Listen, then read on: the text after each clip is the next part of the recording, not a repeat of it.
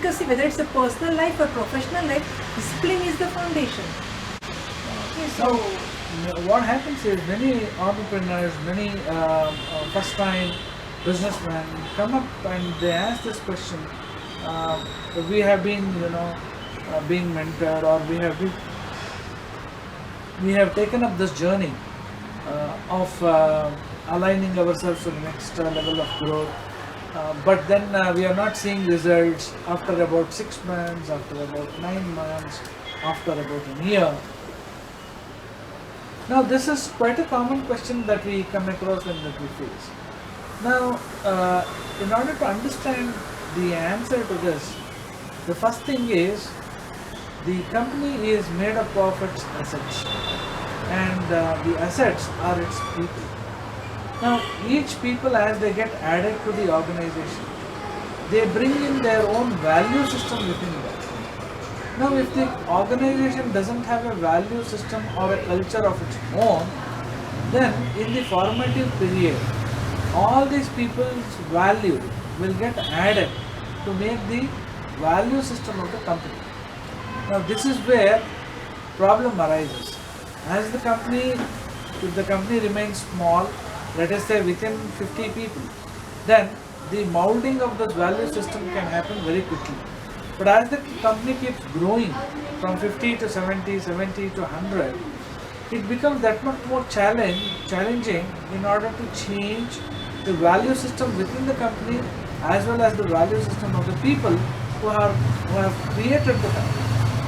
see, we all know that change is the only constant, but often we resist change, isn't it?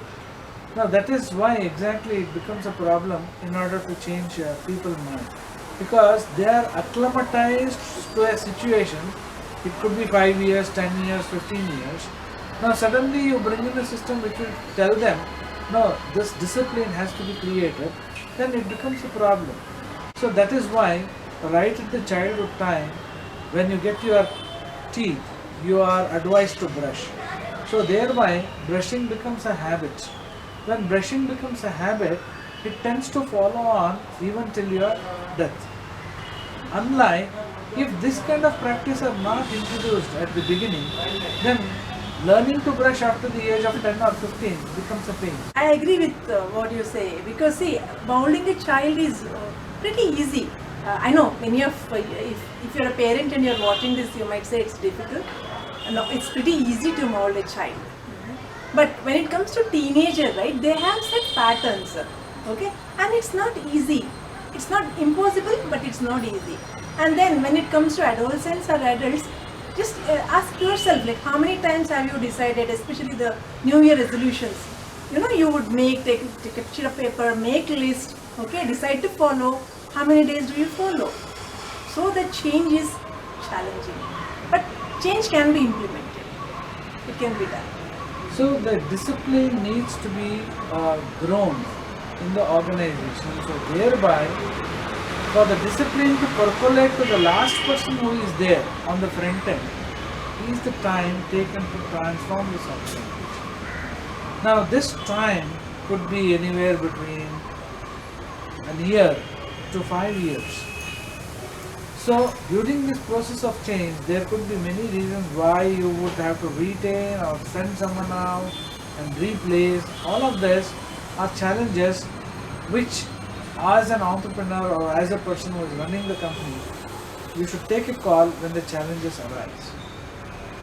There's so much of link between the company evolution and the simple basic word discipline. So the fundamental thing is discipline is important whether you are growing an organization or whether you are growing a child. Yeah. One more frequent question which is being asked when I meet entrepreneurs is, when will my people deliver? So this question is again linked to the fact that how soon can they change? So the sooner that they change with a little resistance, the sooner they can deliver. Now in order to deliver, we have to look at two things. One, the empowerment of people. One. Second is, even though they are empowered, are they trained? Is another question which we need to ask. So training, implementation, empowerment go hand in hand. So which means that for this effectively for an employee to deliver, the first thing that needs to be done is to identify what are the challenges that the person has in that particular area of his work. Subsequently, train the person in that particular area of work and see what kind of alignment he needs to do, and that alignment what results should it produce. Now this training itself will take certain amount of time for him to upgrade his skill set. So once the skill sets are upgraded, then he is in a position to exercise them. Now while in the course of exercising, he needs to be empowered to take that decision. It could be a right decision, it could be a wrong decision, only time will prove. But if he is not empowered to take decisions, then he will become scared, or when the decision happens, if it leads to a certain failure, if you try to reprimand the employee, he may again go back to his original shell, which will tell him to operate on a low scale. Once you elect somebody, there is a resistance that's going to come from within. And to remove that resistance, it will take a lot of effort. So this is how I would like to say that in terms of reaching out to evolution, one needs to have patience. Second, in order to see that a person can deliver, there needs to be a certain discipline which needs to be built in or inculcated with the person. Yeah. See, when it comes to like, when can my team deliver, right? I have often people asking me this question. We know that motivating somebody will help them to perform. Okay? But if you keep motivating them a lot, they will depend on your motivation to perform. Okay? And the day you don't motivate them, they won't perform. Okay? And if you don't motivate them, they will be demoralized. So how do you strike a balance? See, motivation is something which every leader should try to inculcate within oneself.